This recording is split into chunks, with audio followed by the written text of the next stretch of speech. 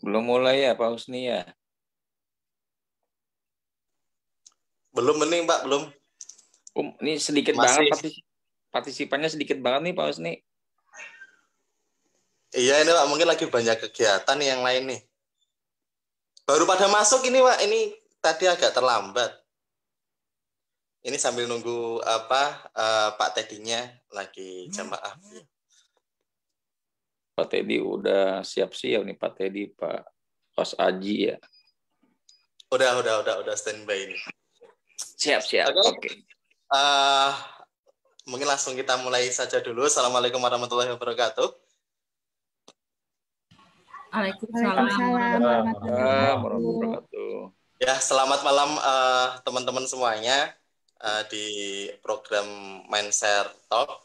Ini mungkin ada yang beberapa yang belum mengetahui. Ini salah satu program dari Mindshare. Salah satunya sebagai sarana untuk sharing, terus untuk saling tukar ilmu dan juga menambah wawasan. Ini nanti modelnya nggak terlalu kaku banget, karena bukan acara seminar, kan? Jadi saya harap nanti semuanya bisa aktif dua arah, bisa saling mengajukan pertanyaan atau mungkin kayak ngobrol aja biasa. Baik, sebelumnya perkenalkan pada malam hari ini kembali kepada saya Husni Mubarak. Ini saya moderatornya yang sudah pernah mengikuti Mindshare Talk di sesi 1, 2 itu mungkin udah cukup tahu. Ini yang ketiga, ini Mindshare Talk yang ketiga. Itu nanti akan di pematerinya itu adalah Pak Teddy Sutendi yang akan menjelaskan memaparkan materi tentang Super Sales Mastery gitu kan. Ini sedikit banyak saya akan menjelaskan tentang profilnya beliau sambil menunggu beliau on audio. Oh, sudah hadir. Selamat malam Pak Teddy. Selamat malam Pak Husni Mubarak, terima kasih. Ya. Sama-sama Pak. Ini mohon ini saya manggilnya Pak Teddy, Mas atau Kang? Ya, boleh Kang. Kang aja ya, biar agak lebih akrab gitu kan. Iya. Baik, ini untuk mempersingkat waktu karena acara Mindshare Talk ini juga terbatas sampai 1 jam saja, sampai jam 9.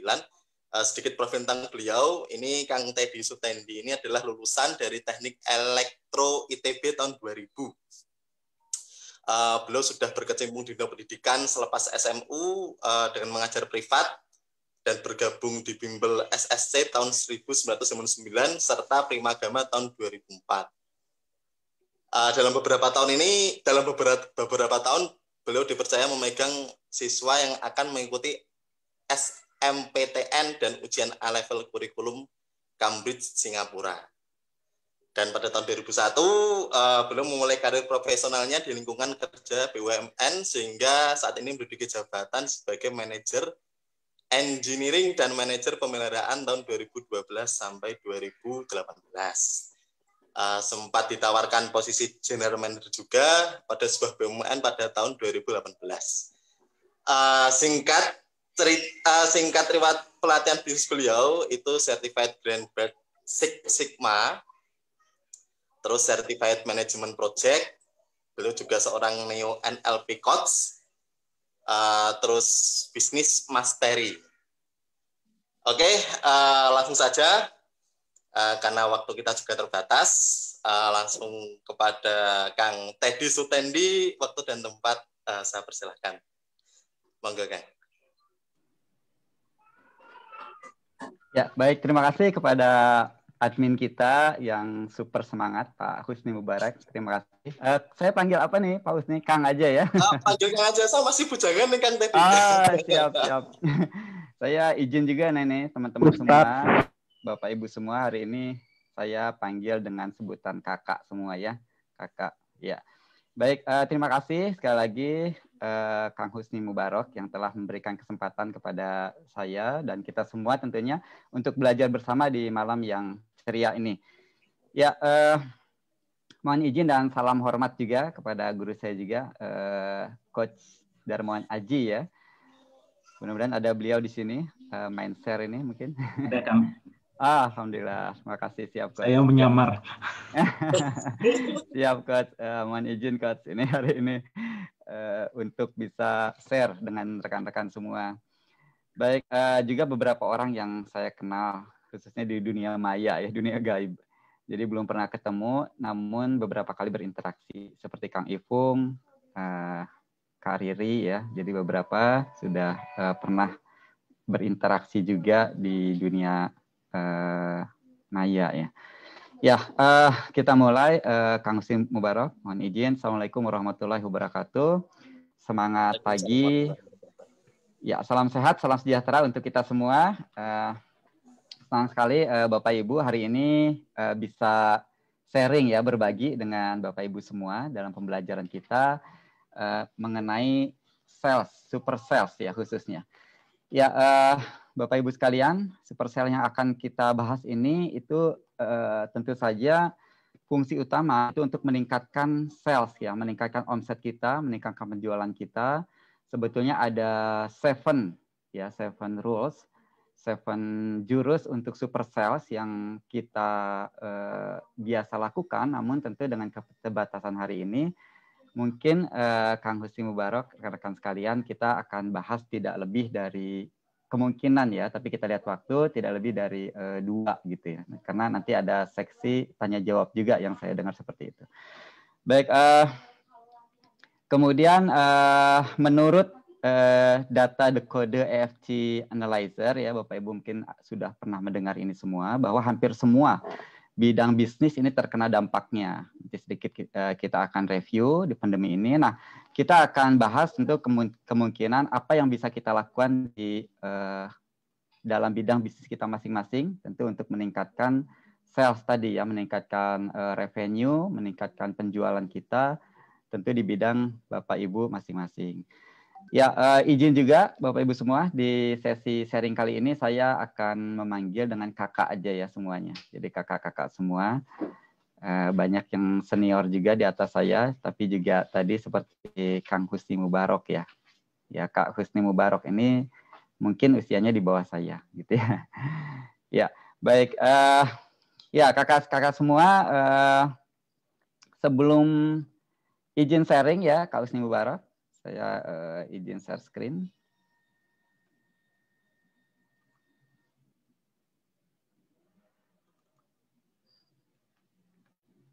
Ya, terlihat ya Kak ya? Sharingnya, screen-nya terlihat? Ya. Baik, mohon feedback nanti jika ada hal yang kurang jelas, baik suara maupun slide maupun gambar. Ya, kakak-kakak sekalian, sebelum kita lanjut, saya mohon izin untuk mengundang kakak-kakak semua di sini. Apa satu hal positif yang kakak-kakak bawa dalam pembelajaran kita hari ini? Silakan bisa ditulis di apa namanya?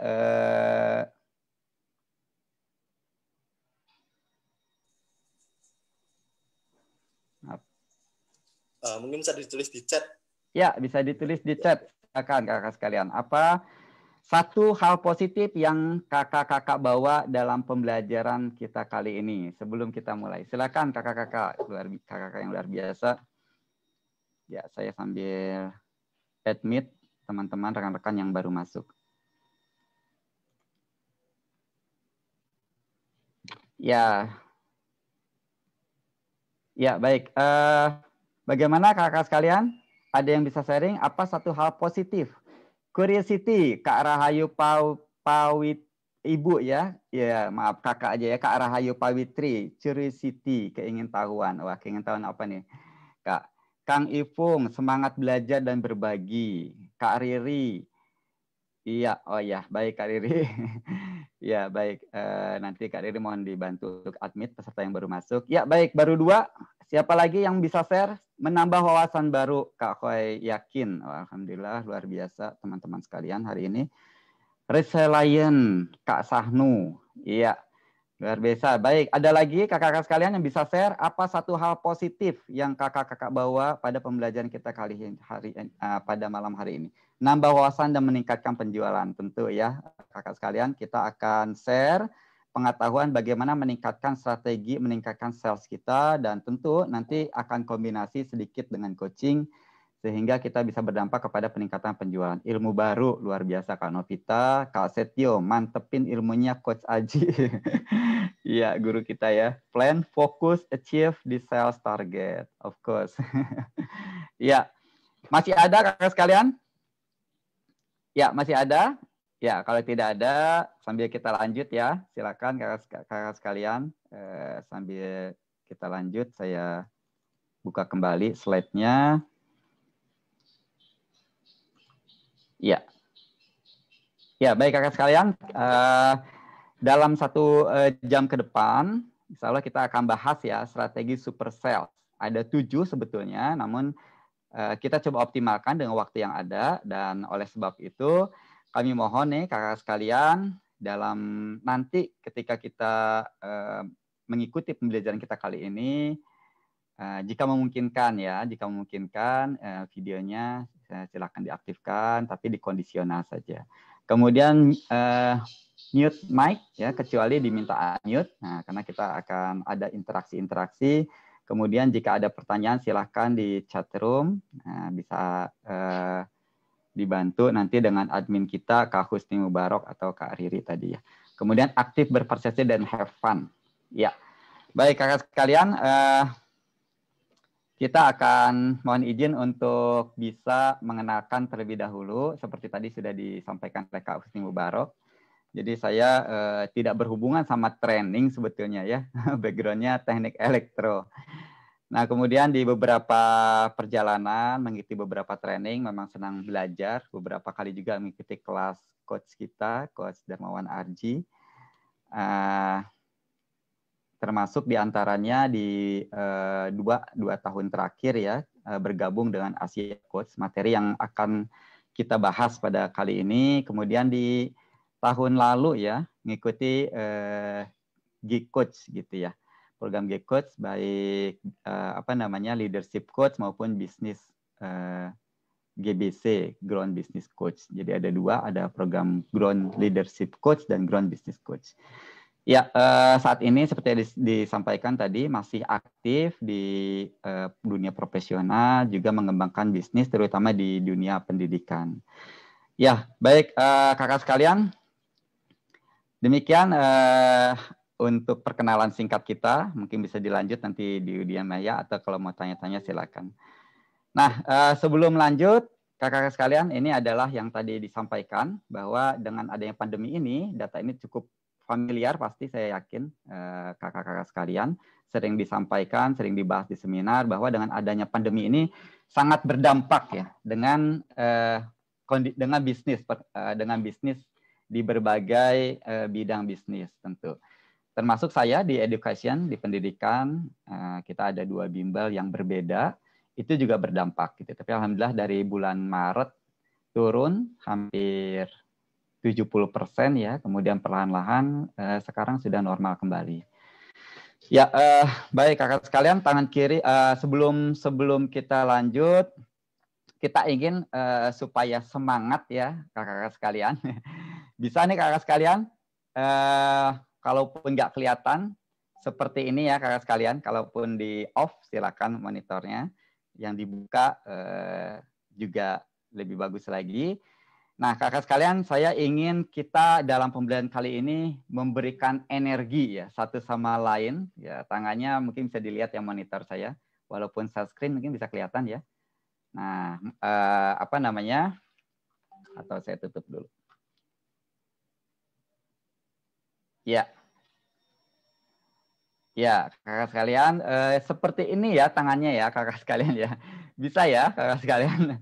Ya, Kak Husni Mubarak digerak-gerakan ini Kak Husni. Ya, digerakkan gini, kemudian kita akan saling memotivasi ya antar kita dengan memberikan energi, dan tentu energi ini akan lebih besar, akan lebih banyak dampaknya ketika diiringi dengan suara. Ya, jadi saya mengundang kakak-kakak sekalian untuk bisa diaktifkan dulu mic-nya, suaranya? Bisa, Kak? Siap. Oke, Kak Rahayu, Kak Husni, Kak Nenden, terima kasih. Kak Suaib. Ya, baik. Ya, kita akan saling memberikan energi ya. Kita saling belajar dalam 1 jam ke depan. Kita akan saling menyemangati, saling berbagi. Tentu dengan berbagai pengalaman Bapak Ibu semua akan semakin kaya pembelajaran kita kali ini. Kak Teguh, Kak Jufar, Kak Sahnu. Baik. Terima kasih Kak Suaif, Kak Denny. Ya, dalam hitungan 1, 2, 3 kita akan meniupkan energi ya kepada layar monitor kita. Bisa ya kakak sekalian, saya contohkan dulu. 1, 2, 3. Gitu ya. Iya. Seperti kaustik tadi. Ya, bisa ya kakak sekalian ya. Suaranya silakan di-on-kan. Ya. Ya, kita akan saling menyemangati, memberikan energi satu dengan yang lain, walaupun kita di dunia maya, tapi saya yakin energinya sampai ya, suaranya sampai. Bisa ya? Kita hitung sampai hitungan ketiga, kemudian kita isiukan energi kita kepada layar monitor kita. Siap? Siap, kakak sekalian. 1, 2, 3. Ya, terima kasih kalian. Ya, silakan. Luar biasa. Terima kasih partisipasinya. Bisa di-off-kan kembali, kakak sekalian. Ya, baik. Saya share screen lagi. Ya, kita lanjut, kakak sekalian. Oke. Ya. Ya, baik. Dengan adanya pandemi tentu ada perubahan yang terjadi di sekitar kita, kakak-kakak sekalian. Ya, apa perubahan yang terjadi? Tentu kita harus bisa beradaptasi dengan perubahan tersebut supaya kita bisa tetap survive ya, kakak sekalian. Ada 5 perubahan yang kami catat selama masa pandemi ini. Apa yang pertama? Yang pertama adalah di sisi humanity. Jadi kalau dulu kakak-kakak sekalian, kita waktu kecil ya, tentu kalau saya mungkin generasi 70 ya 70-80 itu banyak dominasi dengan IQ. Kita mengenal dengan IQ. Apa itu IQ?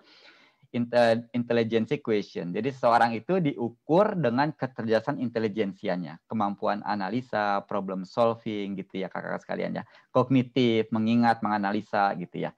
Nah, kemudian lepas dari situ kita mengenal juga kecerdasan EQ. Apa itu EQ? Emotional quotient.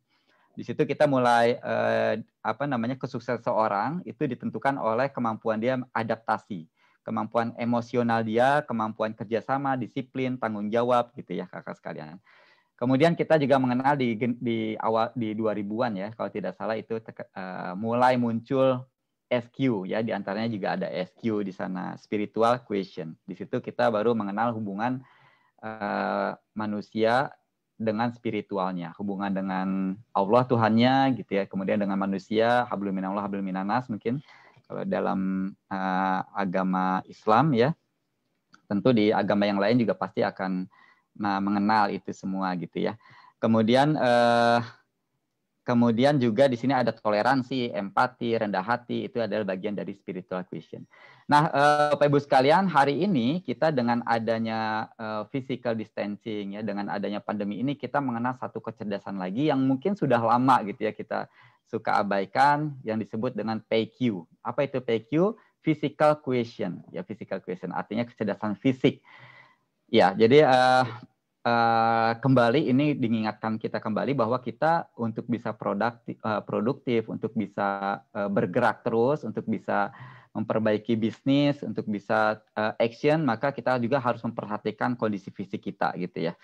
Nah, kalau dulu ada bahasanya mens sana in corpore sano ya, mungkin tolong dibenahi kalau ada yang salah. Di dalam tubuh yang sehat terdapat jiwa yang kuat gitu ya. Maka ini juga kecerdasan ini juga harus kita perhatikan kakak-kakak sekalian. Nah, kemudian pertanyaannya selanjutnya adalah pada saat mendeliver jasa atau produk teman-teman sekalian sesuai dengan bisnisnya, apakah kita sudah memperhatikan kualitas PQ ini gitu ya, humanity ini, termasuk physical protokol kesehatan gitu ya. Jadi yang menjadi catatan, apakah dalam mengelola bisnis ini kita sudah mempertimbangkan physical quotient ini di dalam aspek bisnis kita. Nah, kemudian yang kedua adalah stay at home activity. Jadi kita sudah mulai dari mungkin tahun lalu ya, April, Mei itu sudah sekolah sudah dimulai dari rumah gitu. Kemudian berturut-turut juga kerja ada WFH, work from home. Bahkan ibadah dianjurkan di rumah gitu ya. Nah, ini akan mau tidak mau menyebabkan habit baru. Jadi kalau kata Brian Tracy itu 21 hari orang melakukan kebiasaan yang sama akan terbentuk habit baru. Kalau tidak salah, coach Darmawan Aji juga mengadakan kelas ini yang membentuk habit ya. Saya ikut juga waktu itu 27 hari kalau tidak salah, membentuk habit baru. Nah, maka rekan-rekan sekalian, mau tidak mau, kakak-kakak sekalian ya, stay at home activity ini juga sudah menjadi kebiasaan. Nah, pertanyaannya rekan-rekan kakak-kakak sekalian, apakah promosi produk dan jasa kita itu sudah mencapai gitu ya, mencapai target market kita di rumahnya gitu, atau promosi yang kita lakukan sudah menjangkau ya konsumen-konsumen yang menjadi target market kita, karena mereka mungkin tidak lagi banyak di luar, tapi sebagian besar juga mungkin mereka menghabiskan waktunya di rumah ya. Demikian. Kemudian selanjutnya apalagi yang ketiga adalah teknologi. Di sini di teknologi ini didrive oleh 3 besar, yaitu IoT atau Internet of Things, kemudian ada Big Data dan Artificial Intelligence. IoT sudah jelas di tahun 2000-an itu sudah semuanya itu sudah mulai internet minded ya. Jadi kalau tidak kenal dunia internet maka hampir dipastikan kita akan ketinggalan informasi. Nah, kemudian juga big data. Pertanyaan adalah bagaimana bisnis kita sudah memanfaatkan big data ini atau belum gitu ya. Dan yang paling terakhir itu adalah bagaimana menggabungkan IoT dan big data tadi menjadi sebuah artificial intelligence. Mesin memutuskan seperti sebagaimana logical human atau manusia itu berpikir gitu ya, rekan-rekan sekalian. Ya, selanjutnya yang keempat itu adalah healthy body, healthy life. Nah, ini juga hampir sama dengan physical question tadi, bagaimana bisnis kita itu memperhatikan sisi dari kesehatan dari pengguna jasa bisnis kita gitu. Sehingga apalagi dikaitkan dengan value atau benefit yang berkenaan dengan penggunaan jasa atau produk bisnis kita, itu akan lebih kuat lagi. Sebagaimana tadi kita lihat, walaupun ada bisnis yang berdampak ya dari pandemi ini, tapi ada bisnis juga yang ikut tumbuh gitu dengan adanya pandemi ini, terutama bisnis-bisnis berkaitan sama kesehatan. Dan terakhir, kakak-kakak sekalian, apa yang berubah itu adalah value dan belief. Jadi value dan belief ini salah satunya adalah kita mendefinisikan kembali apa value dan belief yang kita yakini selama ini gitu ya. Jadi yang saya lihat, orang lebih care gitu ya, orang lebih peduli gitu dengan sesamanya di masa pandemi itu lebih bertumbuh lagi. Nah, termasuk bisnis saya juga pendidikan, ini ada salah satunya menggunakan value belief ini. Jadi value-nya adalah di produk yang kita deliver, jasa yang kita deliver itulah our care is yours gitu ya. Itu di bimbel di pendidikan. Baik. Bagaimana kakak sekalian di slide ini kira-kira ada yang ditanyakan atau sudah jelas sampai sini kakak sekalian? Ada pernyataan atau pertanyaan? Ya, so far clear ya. Ada Kak? Baik, kalau tidak ada kita lanjut. Kalau ada silakan di chat. Kita lanjut. Ya, nah kakak sekalian. Ini ada satu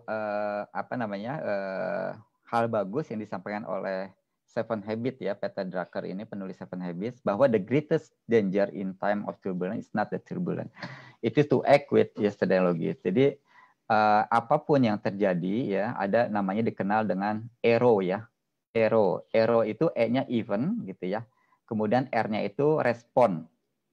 Dan O-nya itu outcome. Jadi event semua boleh sama, kejadian boleh sama gitu ya.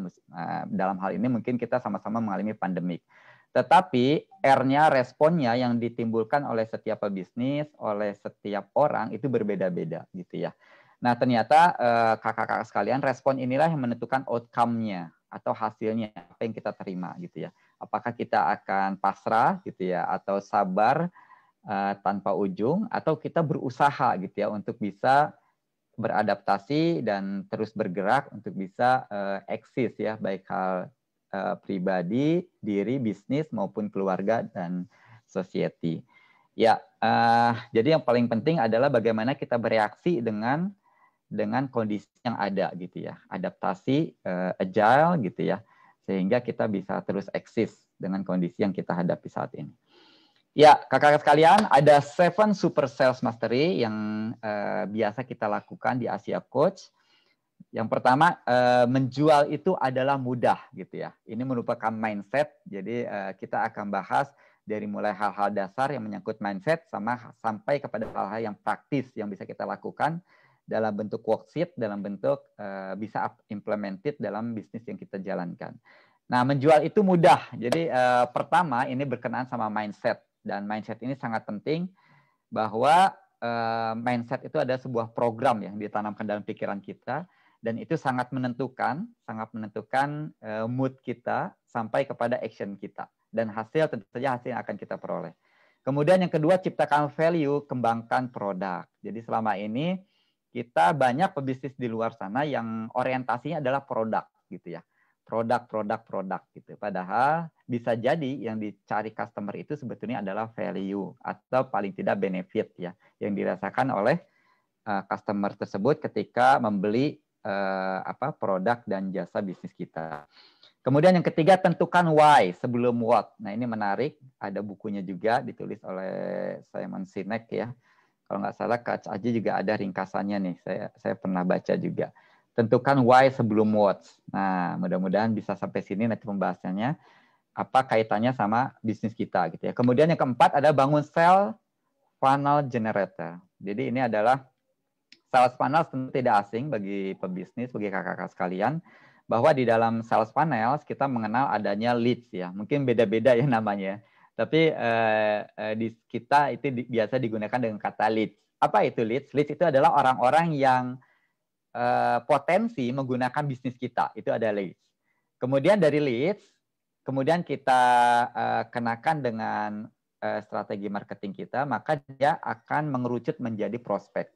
Nah, prospek ini kalau leads itu tadi baru orang berpotensi, tapi kalau prospek itu adalah sudah tertarik ya dengan promosi, dengan hal-hal yang sudah kita rancang dalam program marketing.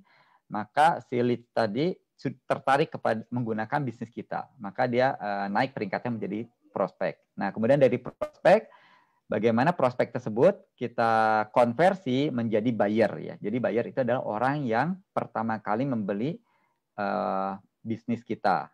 Nah, kemudian dari buyer tadi, bagaimana kita membuat program retaining customer, mempertahankan customer sehingga mereka melakukan repeat order. Maka jadilah buyer ini menjadi customer kita.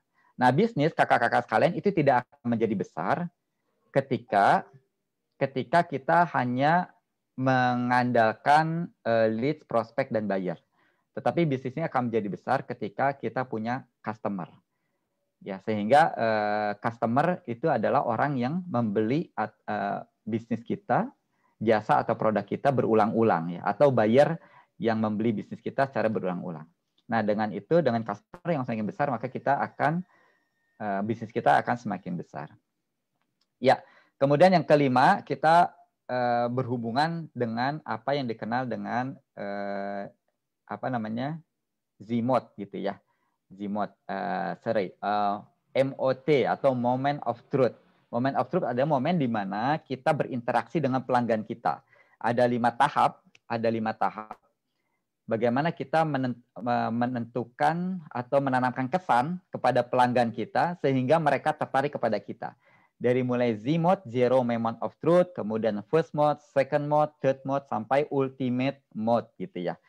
Saya contohkan sedikit, Z mode itu adalah bagaimana pelanggan kita itu mengenal bisnis kita gitu ya, baik offline atau online. Jadi misalkan secara offline ada tetangga kita menanyakan tentang misalkan bisnisnya kuliner ya, makanan misalnya. Di mana makanan yang enak? Kemudian temannya itu menyarankan ke bisnis kita gitu. Oh, di sana saja di tempat Pak Teddy makanannya kulinernya enak. Nah, itu berarti secara Zmode kita sudah dapat secara offline. Demikian juga dengan online-nya gitu ya. Ketika seorang mencari bisnis kita, misalkan kita tadi bisnis kuliner, bisnis makanan bebek panggang. Nah, kemudian setelah dicari di internet, di Google mungkin ya, maka muncul tuh produk kita pada page yang pertama gitu ya, page yang atas. Maka secara Zmode online bisnis kita sudah bagus gitu ya. Nah, tadi ada 5 tahap untuk bisa mengikat pelanggan kita menjadi retaining customer menjadi lebih tinggi lagi. Kemudian yang keenam ada deal done. Deal done ini juga ada step-step bagaimana kita memprospek, khususnya tim sales kita memprospek tahap demi tahap sehingga ujungnya itu ya customer sulit untuk menolak. Dan yang ketujuh spin the flywheel. Nah, jadi ini strategi bisnis, salah satu strategi marketing yang up to date ya. Kalau selama ini kita mengenal yang sales funnel yang keempat tadi, bangun sales funnel, maka dengan flywheel ini pendekatannya berbeda. Di mana customer itu sudah bersentuhan dengan bisnis kita, tidak hanya di level bawah gitu ya, setelah melalui tahap leads, kemudian prospek, kemudian buyer tadi baru customer. Tapi dari awal mereka sudah berinteraksi dengan bisnis kita. Baik, kakak-kakak sekalian, itu 7 hal super sales mastery yang akan kita bahas, tapi mudah-mudahan kita paling tidak 1-2 ya, kita akan coba bahas secara mendalam di sharing kita malam ini. Ya baik, kita masuk ke super sales yang pertama. Yang pertama, ya ini super sales pertama ini sangat menentukan kakak-kakak sekalian, artinya ketika ini nggak dapet ya, maka yang lain akan menjadi berkurang powernya atau bahkan menjadi kurang berguna gitu ya. Karena apa? Karena ini mindset. Mindset itu adalah program pikiran ya, seperti sebuah software ya. Sehebat apapun nih komputer kita, laptop kakak-kakak semua ya, i7 katakan seperti itu. Tapi kalau software yang diinstal itu jadul gitu ya, atau tidak support kepada hardware-nya,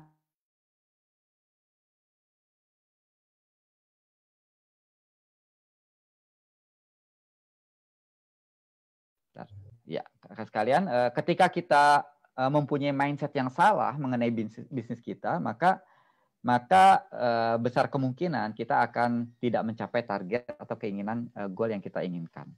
Nah, ada hal khusus mengenai pembahasan mindset, dibahas yang sangat menarik sekali, yaitu dengan growth mindset dan fixed mindset. Tapi kita tidak bahas di situ.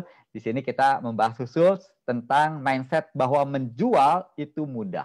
Gitu ya, menjual itu mudah. Baik, kakak-kakak sekalian, saya coba undang kembali kakak sekalian, suaranya, interaksi bahwa menjual itu mudah. Ya, silakan kakak sekalian dibuka suaranya, soundnya. Ya, benar nggak nih menjual itu mudah nih? Saya ingin tahu nih, betul nggak menjual itu mudah? Ya, baik kakak sekalian. Ya. Ya, oke, bisa kita ulang ya. Terima kasih Kak Rahayu, Kak Eti Fatima, Kak Husni, Kak Novita, Kak Herianto. Ya, bisa kita ulang ya. Menjual itu mudah. Bisa kakak-kakak sekalian? Menjual itu mudah. Mudah. Ya, baik. 3 kali ya, harus 3 kali. Menurut Coach Aji nih, pakar NLP minimalnya 3 kali. Oke, diulang ya. Menjual itu mudah. Menjual itu mudah.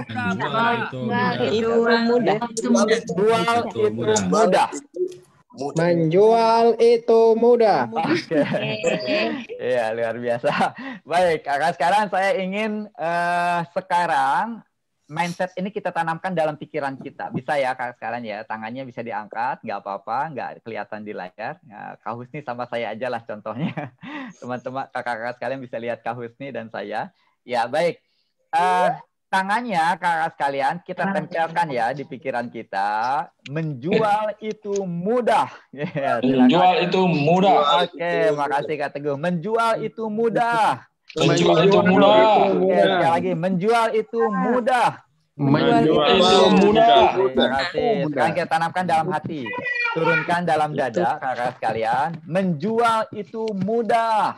Menjual itu mudah. Terima kasih, Kak Ibnu Salah. Menjual itu mudah. Menjual itu mudah. Oke, sekali lagi. Menjual itu mudah. Menjual itu mudah. Terima kasih. Sekali lagi. Ya, sekali lagi ini harus kita berupa action ya. Jadi kalau tadi sudah di dalam alam pikiran, di mindset, kemudian kita turunkan dalam bentuk keyakinan di hati, dan sekarang kita harus jadikan sebuah action. Ya, tangannya kakak sekalian, silakan. Menjual itu mudah. Menjual itu Mudah. Oke. Baik, ya terima kasih kakak sekalian. Ini kita tanamkan ya nanti kepada tim sales kita, karena ini sangat menentukan keberhasilan kita dalam menjalankan program yang sudah ada, baik program yang sudah ada dalam bisnis kakak sekalian maupun tip-tip yang akan kita jalankan yang akan kita sharingkan pada malam hari ini. Ya, nah tentu kakak sekalian menjual itu mudah. Itu ada sebuah mindset, sebuah modal besar bagi kita untuk bisa memudahkan kita dalam menjual produk atau jasa bisnis kita. Dan ada syaratnya segala sesuatu itu. Nah, menjual itu mudah, syaratnya adalah menjual kepada orang yang tepat ya kakak sekalian. Menjual kepada orang yang tepat. Jadi kalau kita misalkan mau menjual jam ya, maka kita tentu akan mudah menjual jam itu kepada orang yang sedang mencari jam. Seperti itu kakak sekalian. Seperti saya bimbel tentu akan lebih mudah ketika saya menjualnya pada orang yang tepat dan pada waktu yang tepat. Misalkan pada waktu musim ujian UTBK atau musim ujian SMPTN gitu ya, atau musim kenaikan kelas seperti itu. Jadi tentu ada syaratnya menjual itu mudah, yaitu menjual kepada orang yang tepat. Nah, di sini kita mengenal key point, kakak-kakak sekalian, ya. Syarat yang tepat itu, orang yang tepat itu seperti apa? Kita membaginya dalam 3C. 3C itu apa? Yang pertama kita membagi dalam kita kenal dengan customer mapping. Customer mapping 3 bagian, kakak-kakak sekalian. Yang pertama adalah customer segment, ya, seperti yang di bawah ini. Kemudian yang kedua adalah customer profile, dan yang ketiga adalah community. Nah, kita akan bahas kakak sekalian dari mulai customer segment. Nah, customer segment kita punya 3 hal yang harus kita petakan kakak sekalian. Jadi yang pertama adalah demografi. Demografi berkaitan sama yang pertama mungkin gender ya. Gendernya ini laki atau perempuan pengguna jasa bisnis kita. Oh Pak, Kak, saya ada laki, ada perempuan. Nah, kita cari mostly ya, kebanyakannya laki-laki atau perempuan. Bisa kita lakukan proyeksi, estimasi atau dengan data ya, laki atau perempuan yang paling banyak gendernya. Kemudian dengan age-nya, usianya. Usianya rentang berapa? Anak-anak atau remaja, dewasa atau manula gitu ya. Kan akan berbeda pendekatannya. Wah Kak, saya semua umur inginnya, semakin banyak kan semakin bagus. Nah, bisnis yang menjual kepada semua umur, maka hampir dipastikan dia tidak akan banyak penggunanya gitu ya. Kenapa? Karena memang setiap setiap bisnis punya tingkatan customer yang berbeda-beda. Contoh sederhana kakak-kakak sekalian, mungkin sering ya kita konsumsi nugget gitu ya. Nah, nugget itu walaupun sama-sama nugget, tapi kakak-kakak sekalian kita perhatikan penjual nugget itu ada yang pendekatannya berbeda ya, ketika dia sasarannya itu nugget anak kecil dengan orang dewasa. Nugget kecil dia bentuk nuggetnya itu dengan binatang gitu ya, atau dengan bentuk binatang atau dengan gambarnya pun gambar kartun gitu ya. Nah, tapi nugget orang dewasa ya cukup bulat-bulat gitu ya. Nah, kita sebagai orang dewasa mungkin agak aneh kalau kita makan nugget bentuknya lumba-lumba atau ayam-ayaman gitu ya. Nah, semua punya pangsa pasarnya.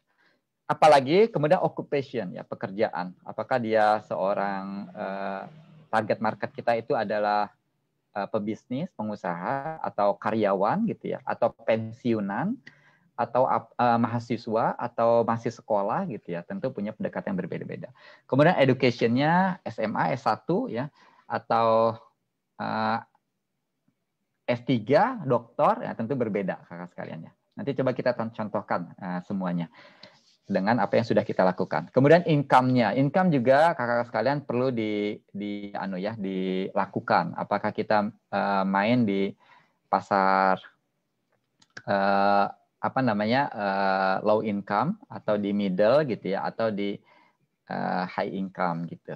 Nah, itu perlu kita petakan juga. Kemudian lokasi tentu di perumahan, di perkotaan, di pedesaan itu akan berbeda-beda. Maka kalau saya itu lakukan di mendekati perumahan, dan perumahan juga kita petakan mana yang target market yang kita sasar sesuai dengan demografi yang atas tadi, misalkan sesuai dengan income-nya gitu ya, sesuai dengan occupation-nya, disesuaikan dengan target market yang kita ingin bidik. Nah, kemudian lanjut kepada psikografi ya. Psikografi ini bicara tentang lifestyle, kemudian bicara tentang personality, kita mengenal paling tidak ada ISC gitu ya, ada dominan, influence, ada orang yang steady, atau ada orang-orang yang comply gitu ya. Personality-nya seperti apa. Kemudian value-nya, orang ini yang kita bidik, konsumen seperti apa. Apakah konsumen yang menekankan tentang kebersihan, atau konsumen yang menekankan tentang halal misalkan ya, value. Nah, itu akan beda tentu pendekatannya. Atau konsumen yang menekankan tentang kesehatan ya, tentang pendidikan. Nah, masing-masing tentu punya pendekatan yang berbeda. Maka kita harus petakan bisnis kita ini segmented marketnya itu seperti apa value-nya. Kemudian interest-nya ya, interestnya apakah ke dunia politik misalkan, ataukah ke dunia hiburan gitu ya.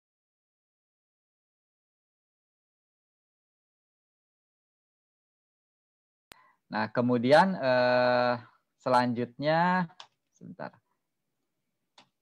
Ya, hobi, kemudian travel ya, hobi ya, olahraga, sepeda, travel ya, travelnya tujuannya kemana nih? Apakah ke luar negeri atau di dalam negeri atau ke pedesaan, perkotaan, by plane ya, atau by kereta api gitu. Travelnya tentu ini juga bisa kita bedakan. Dan yang terakhir kakak sekalian itu dari behavior. Customer segment ini behaviornya buying plan atau impulse plan. Jadi buying plan ini ketika customer kita membeli bisnis kita, kakak-kakak, dengan perencanaan. Tetapi kalau impulse plan, itu customer membeli bisnis kita dengan mendadak gitu ya.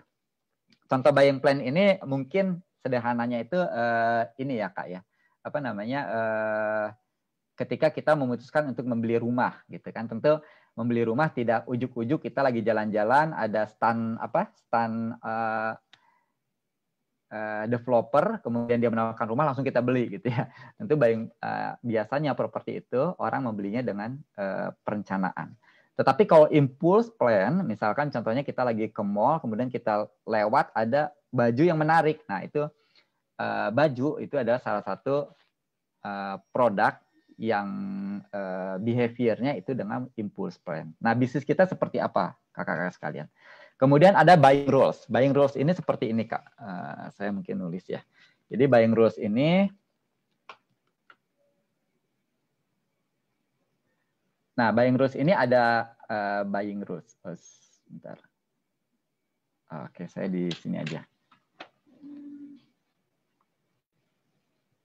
Pakai annotate aja. Jadi buying rules itu ada yang namanya buyer, gitu ya, kakak sekalian. Ada yang namanya user, gitu ya. User. Ada yang namanya decider. Ada yang namanya influencer, gitu ya. Influencer. Nah, ini beda-beda kakak sekalian. Jadi contoh mungkin bimbel ya, bisnis saya. Bayarnya, usernya itu siapa? Ya, usernya ya anak-anak yang belajar di tempat kita, siswanya gitu ya, mungkin anak SD gitu ya, sebagai contoh. Kemudian siapa bayarnya? Nah, bayarnya itu ayahnya tentu yang punya uang di sana gitu ya. Decidernya siapa yang memutuskan? Ya ibunya gitu, yang biasanya datang ke outlet kita gitu. Nah, siapa influencernya? Ya influencernya bisa temannya gitu di sini, bisa juga temannya atau bisa gurunya gitu ya. Nah, dalam bisnis kakak-kakak sekalian, 4 hal ini itu sebaiknya kita tahu gitu ya, sehingga kita bisa melakukan pendekatan. Lebih bagus 4-4-nya gitu ya, sehingga memudahkan kita untuk menawarkan produk jasa bisnis kita. Kemudian dilanjut.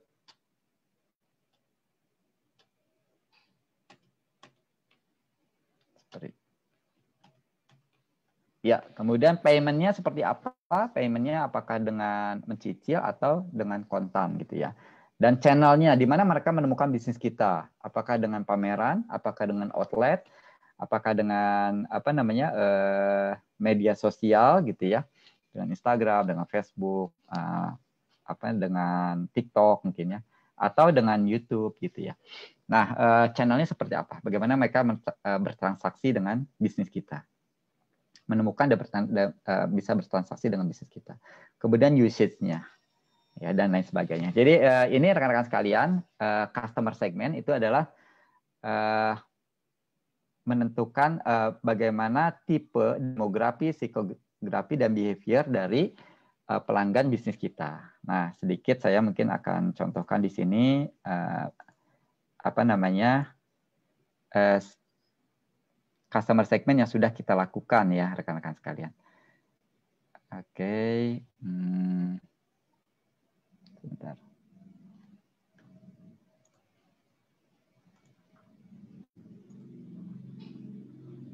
Saya buka dulu. Ya, nah ini contohnya. Nah, ini contohnya rekan-rekan sekalian mungkin kelihatan ya. Jadi demografi yang kita lakukan. Nah, dari usia ini sebelumnya ada ini ya kakak sekalian, ada apa namanya kuesioner. Jadi ini 3 kesimpulannya aja. Ini kesimpulan. Usianya berapa? Ini kita ambil yang paling besar persentasenya. Jadi yang tampilan di sini itu yang paling besar. Pendidikannya, pekerjaannya gitu ya. Pemasukannya, pengeluarannya, pembayaran, telepon. Nah, ini contoh demografi yang kita lakukan. Oke. Nah, ini hobinya, ini yang sebelum-sebelumnya ya. Yang tadi itu kesimpulannya. Oke, nah ini contohnya teman-teman sekalian yang kita lakukan. Kemudian kita lanjut lagi.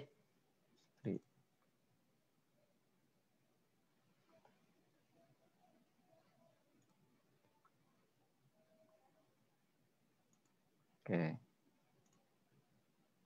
Seri tutupnya ini.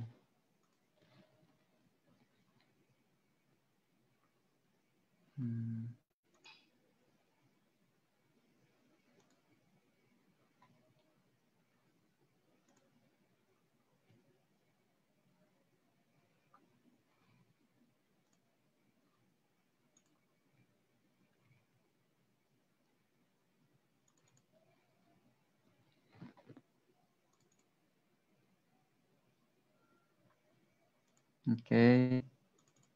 Ya, nah kemudian kakak-kakak sekalian, yang selanjutnya itu adalah ya, yang selanjutnya setelah kita menentukan customer segment, yang selanjutnya itu adalah customer profile. Nah, ini menarik kakak sekalian. Jadi setelah kita tahu customer segment seperti apa, kemudian kita buat customer profile-nya. Ini tidak banyak kakak sekalian, ini kurang lebih boleh 10, atau yang paling bagus sih sebetulnya 16%. 16% dari customer yang kita punya, gitu, 16%. Jadi kurang lebih grafiknya seperti ini.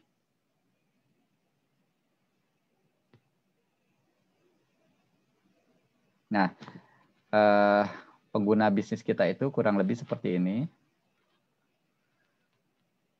Nah, di sini, sorry,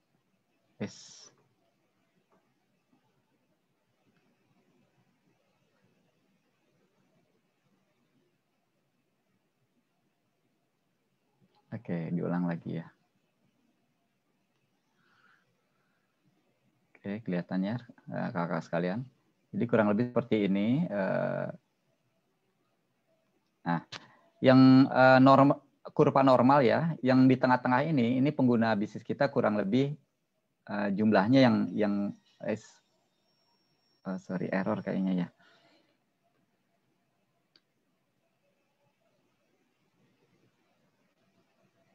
Oke, diulang sekali lagi. Kita coba. Jadi kakak sekalian, ini ada kurva normal. Ini aturan umumnya kakak sekalian. Jadi seperti ini. Nah, yang di tengah-tengah ini jumlahnya itu 68%. Sorry, ini 16%. Ini 16%. 32 berarti ini 68%. Nah, Yang di sini itu pengguna jasa bisnis kita secara umum, kakak-kakak sekalian. Nah, yang ini itu pengguna bisnis kita yang kita panggil dengan top client.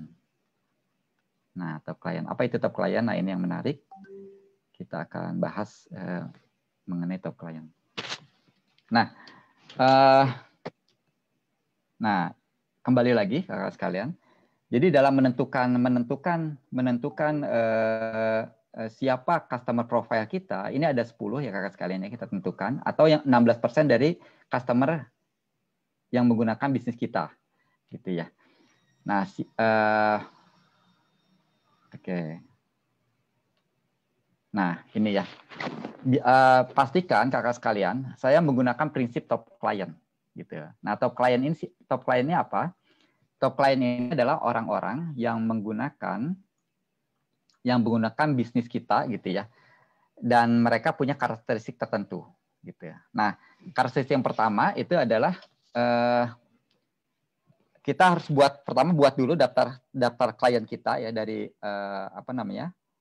dari semua klien yang sudah menggunakan bisnis kita sebaiknya punya database.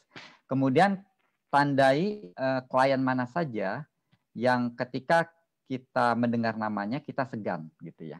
Dan biasanya dia pun segan kepada kita. Itu ciri top client. Nah, top client itu adalah klien atau konsumen yang punya ciri-ciri. Yang pertama biasanya dia bayarnya itu on time, gitu ya. Dia bayarnya on time, tidak piutang, apalagi sampai ngemplang, gitu ya, ngeplang. Kemudian dia akan cerita hal-hal baik kepada teman-temannya di luar sana mengenai bisnis kita, gitu ya. Itu ciri top client. Dan biasanya dia ketiga itu ada repeat order. Biasanya top client itu. Nah, kita tandai klien-klien mana yang punya sifat demikian. Nah, salah satu sifat umumnya biasanya karena kita hormat kepada mereka dan mereka pun senang menggunakan bisnis kita, biasanya kita segan. Itu ciri umumnya ya, ciri umumnya. Nah, kemudian customer tadi kita buat kuesioner, kakak sekalian, buat kuesioner apa persoalan kesulitan terbesar mereka dan kenapa mereka mau membeli bisnis dari kita.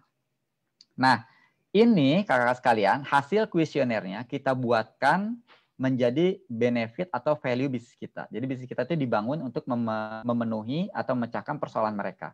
Kenapa? Nanti akan kita bahas di super sales yang kedua. Tapi kesimpulannya adalah ketika kita bisa mendatangkan top klien seperti mereka, maka harapan kita bisa mendatangkan klien-klien lain seperti mereka, gitu. Kenapa? Karena ya tadi orang itu kan cenderung sama. Orang itu cenderung punya kebiasaan yang sama. Maka ketika kita bisa memenuhi satu kebiasaan dari satu golongan, ya, top client tadi, maka harapan kita pengguna-pengguna jasa yang lain yang punya karakteristik sama dengan top client akan beli bisnis dari kita juga, akan membeli produk kita juga. Jadi kakak sekalian, klien itu ada 3, gitu ya. Klien itu ada 3. Yang pertama itu adalah top client, gitu ya. Top client yang jumlahnya tadi 16% yang paling kanan. Kemudian yang kedua itu adalah bad client. Nah, bad client ini sebisa mungkin dihindari. Jadi ternyata kakak sekalian punya klien juga belum tentu bagus, gitu ya. Kalau dia sifatnya bad client. Yang ketiga kakak sekalian itu adalah no client, gitu ya. Dari guru saya dapatnya. Beliau mengatakan membagi klien itu ada 3. Nah, ternyata kakak sekalian no client nomor 3 itu jauh lebih baik dibandingkan bad client, gitu ya. Maka kita orientasi tidak hanya punya klien, tapi bagaimana kita punya klien atau konsumen ya yang masuk dalam kategori top client. Jadi konsumen kita harapannya di dalam bisnis kita ini isinya itu top client semua atau top konsumen semua. Gimana cara mendatangkan mereka? Buat kuesioner, 2-3 ini ya, cari tahu 5 persoalan kesulitan mereka dan cari tahu kenapa mereka membeli dari kita. Nah, ini dijadikan value bisnis kita sehingga harapannya customer bisa membeli dari kita. Nah, itu rekan-rekan sekalian. Oke. Saya lanjut dulu sebelum masuk tanya jawab. Nah, oke. Nah, Kemudian yang terakhir, kakak sekalian, dari 3C ini adalah community. Nah, community ini adalah bagaimana bisnis kita punya community yang menjadi target market kita, gitu. Umumnya di Asia Coach itu kita mewajibkan teman-teman itu punya 20-50 community. Kenapa, rekan-rekan? Kenapa? Karena dengan komunitas ini itu mereka akan saling punya ketertarikan yang sama, keterhubungan yang sama, sehingga rekan-rekan sekalian, ketika kita melakukan satu kampanye bisnis kita, promosi gitu katakanlah, maka dalam satu kali kita melakukan promosi itu akan banyak hal yang bisa, banyak konsumen yang bisa tertarik kepada bisnis kita gitu. Jadi rekan sekalian mungkin pernah mendengar film Rambo ya, kakak-kakak sekalian. Jadi Rambo ini ibaratnya itu adalah customer mapping kita. Jadi Rambo tadi itu adalah seperti yang kita bahas customer segment ya, customer segment. Jadi kita melakukan 500 tembakan gitu ya. Gitu ya. Yang kena itu paling 10 gitu. Dari 500 tembakan yang kita keluarkan. Kenapa? Karena ya acak gitu ya. Kita masih global, masih besar. Tetapi ada yang kedua itu adalah sniper. Sniper itu sekali tembakan biasanya sekali kena. Nah, ini yang disebut dengan customer profile. Jadi ketika kita punya satu profile customer gitu ya, maka ini kita sudah melakukan tembakan seperti sniper. Karena datanya rinci gitu ya. Kebutuhannya ininya rinci sehingga sekali tembak sekali kena. Harapannya seperti itu. Dan yang ketiga, bagaimana kita melakukan bisnis kita itu kepada community ini. Seperti kita melempar granat gitu ya. Jadi sekali lempar itu 5 orang kena gitu ya. 5 orang tertarik, 5 orang beli bisnis kita. Beli jasa atau produk bisnis kita. Nah, community itu seperti itu rekan-rekan. Jadi bagaimana kita punya 50 community sehingga kita dalam melakukan promo itu sangat efektif. Jadi kalau di saya ya, misalkan sekali lagi contohnya mungkin bimbel di sini. Nah, saya punya 50 komunitas tuh.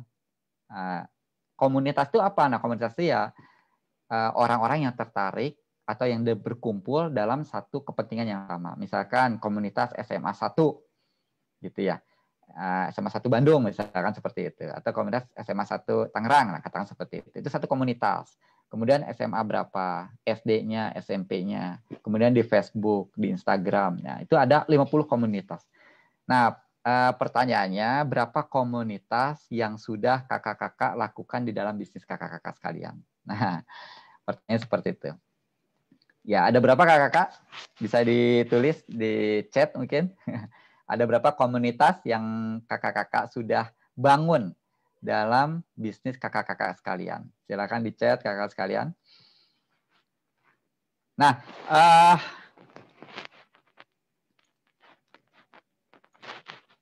oke.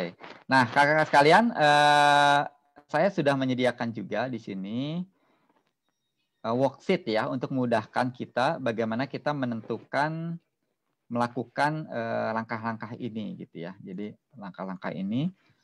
Nah, ini customer mapping berupa demografi, psikografi, behavior, kemudian customer profile dan kemudian community gitu ya. Community-nya ini ada 50 tentunya. Nah, contohnya oke. Contohnya di sini bisa saya contohkan. Oke. Bisa saya contohkan seperti ini ya kakak sekalian ya. Oke. Nah, seperti ini. Jadi customer mapping ini bisa kita bagikan nanti ya kak ya. Bisa kita bagikan kepada teman-teman yang ada di sini untuk customer mapping ini. Kemudian community-nya seperti ini. Community-nya ada 50 community. Sebenarnya sederhana, bisa kakak-kakak buat juga. Ya, baik. Ternyata nggak kerasa ini kakak sekalian 853. Mungkin perlu ada sesi tanya jawab ya. Ya baik, selanjutnya saya coba kembalikan dulu ke Kak Husni Mubarok. Sudah satu super sales yang sudah kita bahas. Barangkali ada pertanyaan Kak Husni dari rekan sekalian atau tanggapan atau lebih bersyukur lagi kalau ada yang menambahkan gitu sehingga bisa melengkapi apa yang sudah kita bahas tadi. Ya, demikian Kak Husni. Ya. Terima kasih. Terima kasih Kak Kang Teddy. Baik teman-teman, ini sudah mau masuk ke sesi akhir. Ini tadi udah ada 2 yang nanya ini Kang. Iya. Saya bacakan ya. Ini dari Mbak Ica ya, Mbak Skorianofrisa, Mbak Ica. Kak tadi mau nanya nih, kenapa segan dengan top client? Gitu. Segan dalam artian gimana ini? Gitu. Baik. Terus yang kedua ini, Kak, misal ada orang yang selalu meramaikan lapak kita, tidak segan memberikan bom like, hanya pernah membeli sekali, daya beli kecil, tapi sepertinya terkesan. Dan dia sering mempromosikan produk kita. Itu termasuk top client atau tidak? Oke. 2 aja itu dulu Kang Teddy untuk ada pertanyaan dari kakak semua. Siap. Ya, menarik ini Kak Husni. Jadi kenapa kita segan gitu ya dengan top client dan kebalikannya top client segan dengan kita? Ya, karena interaksi itu biasanya kakak sekalian kalau kita mendapatkan manfaat ya dari satu orang dan kita merasakan ada timbal balik gitu ya di sana, maka kita kan cenderung akan menjaga perasaan orang tersebut gitu ya. Kenapa? Karena kita sudah mendapatkan manfaat dari mereka. Begitu juga kebalikannya, karena mereka mendapatkan manfaat dari produk atau jasa bisnis kita, maka mereka pun segan. Nah, segan tadi itu yang akan menimbulkan apa tadi pertanyaannya Kak Husni? Yang segan kan? Ya, menimbulkan perasaan hormat tadi yang akan menimbulkan perasaan segan gitu. Jadi biasanya kalau kita berinteraksi dengan konsumen kita dan kita melihat ya mereka begitu senang, serius menggunakan jasa bisnis kita, maka kita akan timbul perasaan segan. Gitu. Begitu juga dengan kebalikannya dengan konsumen kita, karena mereka merasakan manfaat dari bisnis kita, mereka pun akan merasakan segan. Gitu. Jadi dari segan itu step terakhir Kak ya. Jadi sebelumnya itu salah satu cirinya itu tadi bayarnya on time, tepat waktu gitu ya. Jarang ngemplang ya. Piutang aja jarang apalagi ngemplang gitu ya. Kemudian mereka rekomendasi bisnis kita gitu. Itu salah satu ciri. Nah, di antaranya yang terakhir itu segan. Itu segan itu udah efek tinggi ya karena udah emosional gitu ya. Emosional ini kan berarti yang udah lebih tinggi dibandingkan yang logika gitu ya. Ya, kemudian yang kedua apa kalau ini tadi saya agak lupa. Untuk orang yang selalu meramaikan apa kita, tidak segan memberikan bom like. Okay. Daya beli kecil tapi sering mempromosikan, apakah termasuk top client? Oke. Bisa jadi Kak, bisa jadi. Kenapa? Karena intinya adalah salah satu dari sifat top client itu dipunyai ya. Jadi dalam hal ini dia merekomendasikan bisnis kita gitu ya, mempromosikan bisnis kita. Padahal kita nggak membayar dia gitu. Tapi dia karena merasa senang, merasa masalahnya, problemnya bisa diatasi dengan bisnis kita, maka dia dengan senang hati membantu penyelesaian masalah-masalah teman-temannya juga gitu. Jadi bisa jadi seperti itu. Nah, salah satu cirinya juga repeat order. Jadi kalau repeat order ini kalau misalkan dia beli berkali-kali, berarti memang dia suka gitu kan, suka dengan jasa atau produk bisnis kita. Bisa jadi Kak. Jadi dipilih aja. Tapi sebaiknya yang kriterianya ada semua Kak. Jadi tadi semua customer kita di list, ya misalkan ada 50 gitu, di list aja. Kolom 1 buat bayarnya on time. Kolom 2 buat repeat order. Kolom 3 buat mereka rekomendasi bisnis kita. Kolom keempat buat segan gitu ya. Nah, itu di checklist Kak. Kolom 1 misalkan 4-4-nya ada, ya dia berarti penuh. Ini top client banget gitu ya. Nah, kolom 2 nanti silakan mau dibobot atau pokoknya yang checklistnya paling banyak itu prioritas ya top client yang kita akan mintakan kuesioner. Apa kesulitan mereka dan kenapa mereka membeli bisnis dari kita. Nah, seperti itu Kak. Baik, kira-kira ada tanggapan terpecahkan atau bagaimana? Ya, silakan Kak ini sama Kak Ica tadi, kira-kira ada tanggapan nggak untuk pertanyaan kepada Kang Teddy? Bisa di-unmute juga kalau mau langsung untuk komentar. Kayaknya nggak ada ini Kang. Oke, nggak ada ya. Masih kita mencerna lanjut. Gitu kan. Ini masih ada pertanyaan lagi nih Kang Teddy nih dari boleh Kak, boleh. ini. Ya. terkait tentang apa itu komunitas itu kan. Oke. Itu ya ada apa yang bertanya apakah itu membangun komunitas atau gabung komunitas, Kak? Terus Oke. kalau nggak sampai 50 gimana? Ya. Ya, gabung dengan komunitas. Membangun komunitas bagus ya. Namun tentu terbatas. Tapi intinya adalah kita bisa bergabung dengan komunitas. Ada 20 sampai 50 komunitas. Nah, semakin banyak tentu semakin baik. 50 itu udah top banget gitu ya. Intinya adalah semakin banyak semakin baik. Kalau belum ya kita mulai saja, Kak. Kita mulai dengan mendata ya komunitas yang ada gitu. Karena barangkali mungkin kita belum gabung itu karena belum terpikirkan gitu. Karena sekarang sudah kita bahas, kita sudah sharing. Nah, bisa jadi mulai sekarang terpikirkan. Oh, berarti saya harus masuk komunitas ini. Kalau kita list bisa jadi banyak, Kak. Komunitas SMA gitu ya, alumni SMA, alumni SMP, alumni SD, perguruan tinggi mungkin, atau yang lain di komplek ya, ibu pengajian mungkin, atau tentu pasti masing-masing punya komunitas yang berbeda gitu ya. Ya. Ini juga masih ada 3 pertanyaan lagi, Kang. Ini kayaknya pertanyaannya kita cukupkan dulu. Setelah karena waktunya juga sudah mau hampir habis. Ini ada tambahan waktu lagi untuk menghabiskan 3 pertanyaan. Ini dari Kak Zufair Rais gitu kan. Yang bertanya tentang untuk model bisnis B2B itu pendekatan yang harus diutamakan ke konsumen harus seperti apa ya? Tips and trick bagaimana the power opener yang sangat mengikat para konsumen saat pertama kali berkomunikasi. Terima kasih Coach, sukses dan sehat selalu. Iya, terima kasih. Ya, makasih Kak Husni.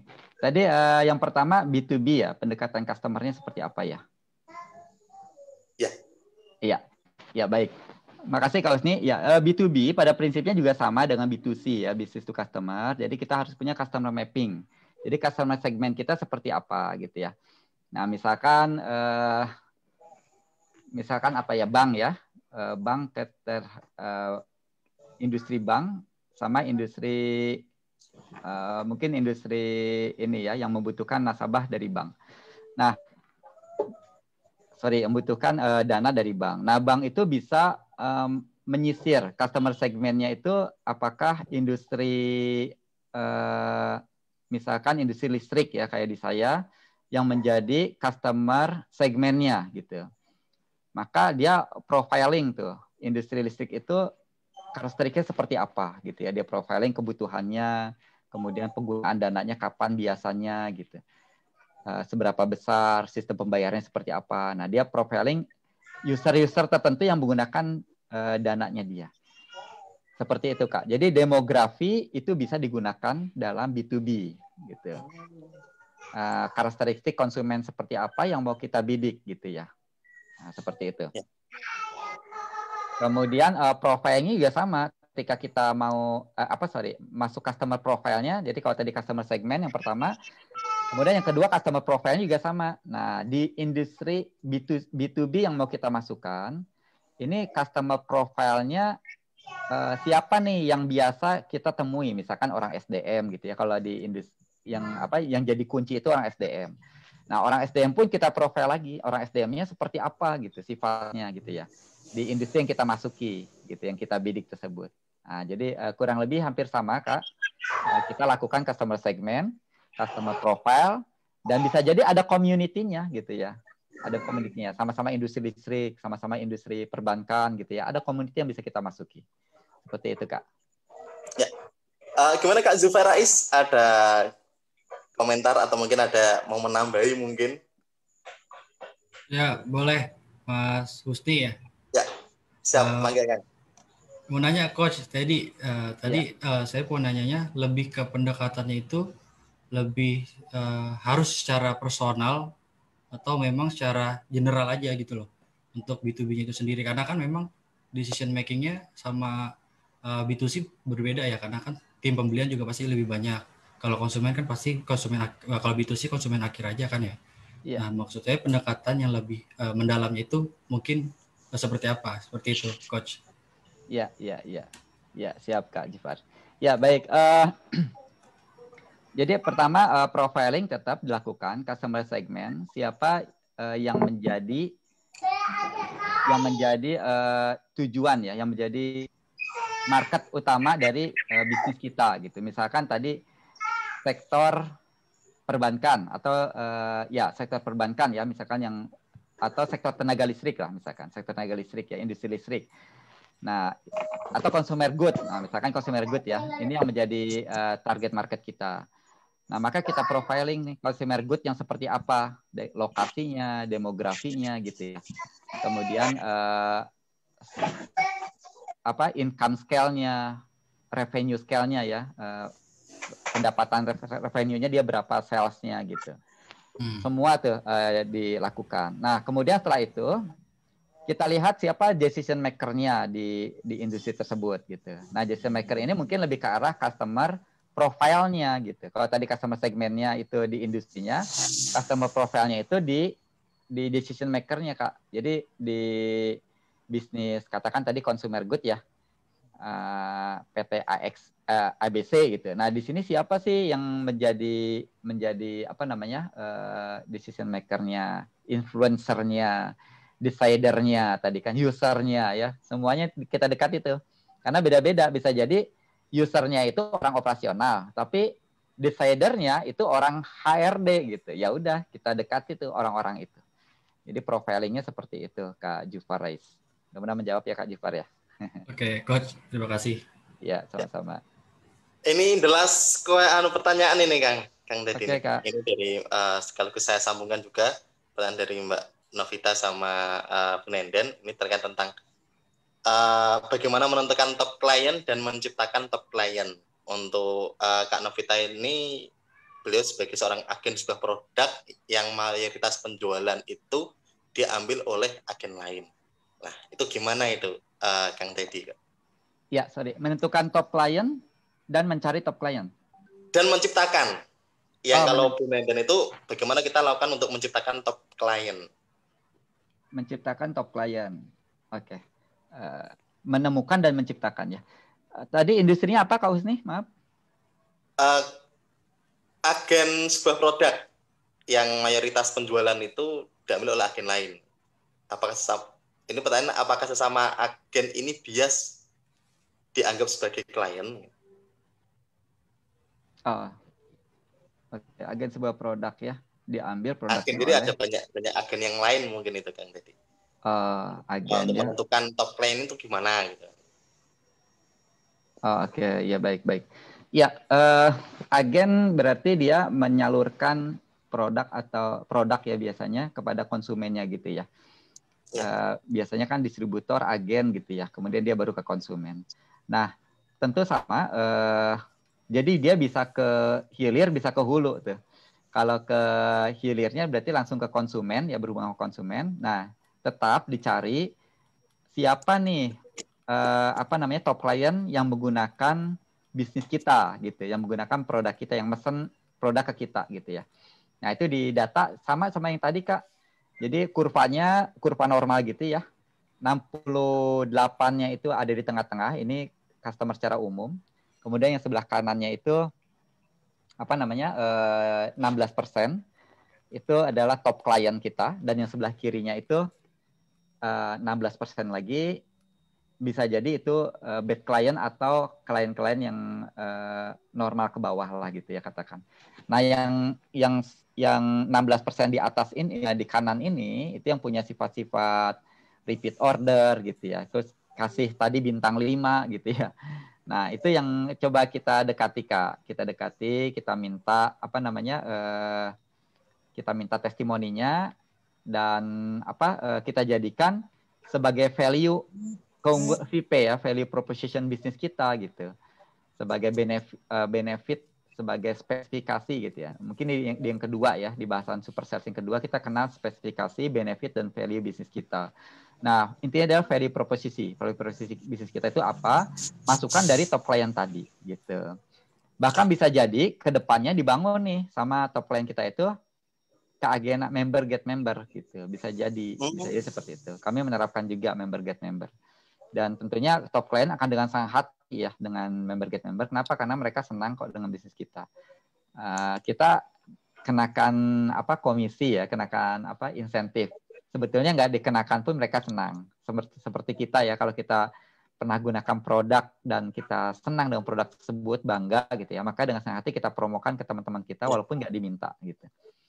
Nah, ke hulunya juga seperti itu, Kak. Jadi kalau agen mungkin hulunya distribusi ya, distributor ya. Nah, ke hulunya kalau ada pilihan distributor, ya kita juga ya kita profiling juga mana distributor yang bagus gitu ya. Yang setiap kita minta barangnya ada, mungkin pembayaran juga bisa termin kayak gitu. Kayak gitu, Kak. Jadi kita hulu sama hilirnya kalau di keagenan mungkin bisa kita lakukan. Top klien kita, khususnya ke konsumen ya, kalau top klien, tapi top vendor juga bisa tuh. Top vendor bisa dilakukan juga. Gitu, Kak Husni. Oke, siap Kang Teddy. Gimana untuk Mbak Novitas ataupun Nenden? Sebelum ini sesi kita akhiri, ada komentar nggak nih, mumpung masih ada Kang Teddy di sini? Mangga, saya kasih kesempatan untuk Bu Nenden atau Mbak Novita. Ya, mau menanggapin sebentar. Oke, siap. Mangga. Ya. Jadi intinya kalau untuk agen itu kita kan posisinya kan dari supplier langsung agen baru ke customer. Nah, kalau kita sebagai agen tidak punya barang, biasanya kita ngambil ke agen lain. Seperti itu. Jadi dengan posisi seperti itu teman-teman agen kita itu juga bisa kita anggap sebagai klien kita gitu ya, Kang? Oh iya, jadi ini ke atas ya, Kak Novita ya. Jadi ke sejajar, bukan ke atas, sejajar. Oh, sejajar. Posisi kita sejajar. Iya, tapi bukan ke konsumen ya, bukan ke konsumen. Iya. Ya. Ide top line ini sebetulnya tadi Kak lebih ke arah hilir ya, lebih ke arah konsumen, top client. Jadi yang klien yang menggunakan jasa atau produk bisnis kita. Tapi kalau sejajar ini ke arah supplier atau vendor. Nah, tapi bisa Kak, bisa juga di profiling juga mana vendor yang bagus gitu. Intinya adalah berarti kita sebagai top kliennya dia tuh gitu. Sebagai top kliennya dia. Nah, tentu kita juga segan sama dia karena dia ya tadi selalu memenuhi kebutuhan kita ketika kita memerlukan gitu. Tapi intinya adalah top client tadi itu adalah ke customer sebetulnya, ke hilir ya, pengguna jasa bisnis kita, jasa dan produk bisnis kita gitu. Namun bisa juga kita gunakan ke sejajar sama-sama agen atau ke supplier bahkan gitu, Kak. Oke. Ini sangat powerful ya top client ini. Ini luar biasa. Terima kasih. Ya, terima kasih banyak Kang Teddy untuk materi-materinya. Ini kayaknya untuk pertanyaan kita sudahi dulu karena sudah melebihi batas waktu gitu kan. Mungkin untuk diskusi lebih lanjut mungkin bisa di lain kesempatan. Nah, sebelum ini kita sudahi acara Mindset Talk ketiga pada malam hari ini. Saya ucapkan terima kasih banyak kepada Kang Teddy atas ilmunya yang luar biasa sekali. Semoga bisa bermanfaat dan bisa memberikan keberkahan kepada semua teman-teman semuanya. Amin. Sebelum kita tutup, mari kita foto terlebih dahulu sebagai bentuk mungkin dari kami dokumentasi. Semoga biar kedepannya banyak yang bisa ikutan, jadi banyak merasakan manfaat dari acara pada malam hari ini. Mbak Riri, gimana Mbak Riri untuk sesi fotonya? Boleh. Sudah siap Mbak Riri? Oke, untuk teman-teman semuanya bisa dibuka on cam-nya biar kelihatan yang tampan-tampan dan yang cantik-cantik.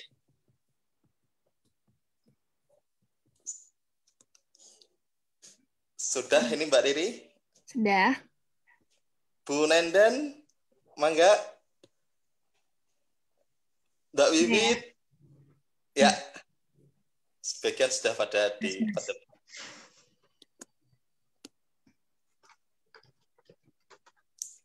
Oke, mangga Mbak Riri.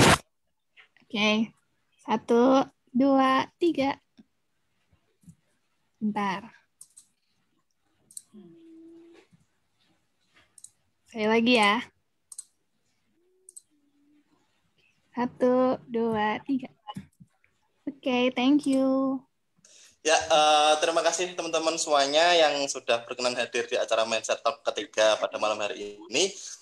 Sebelumnya saya harap untuk teman-teman semuanya bisa memberikan insight-nya. Mungkin ada yang merasa semakin semangat untuk langsung jualan gitu kan, atau setelah malam ini mindsetnya langsung berubah, ternyata jualan itu mudah gitu kan. Mungkin bisa ditulis insight-nya di grupnya masing-masing. Dan untuk worksheet-nya tadi yang dari Kang Teddy nanti akan kita kirimkan ke grup masing-masing. Gitu aja ya. Oke, seperti itu. Sebelum kita tutup acara pada malam hari ini, agar setiap ilmu yang kita dapatkan bisa bermanfaat dan bisa membawa keberkahan, mari kita baca doa kafaratul majlis. Bismillahirrahmanirrahim. Subhanakallahumma wa bihamdika asyhadu an la ilaha illa anta astaghfiruka wa atubu ilaik. Sekian dari saya. Terima kasih atas kehadirannya. Terima kasih kepada Kang Teddy atas kesempatannya, atas ilmunya, dan segala sesuatunya. Semoga bermanfaat dan berkah. Terima kasih atas teman-teman semuanya. Sampai berjumpa kembali di minggu depan, Kamis depan tepatnya, di Master yang keempat. Kurang lebih seperti itu. Saya sebagai moderator mohon maaf jika ada salah kata. Wassalamualaikum warahmatullahi wabarakatuh. Waalaikumsalam warahmatullahi wabarakatuh. Terima kasih semuanya. Terima kasih. Amin. Thank you. Assalamualaikum. Waalaikumsalam. Terima kasih Kang Teddy. Close ya, Mas Susni. Ya, siap. Aku langsung close ya. Ya.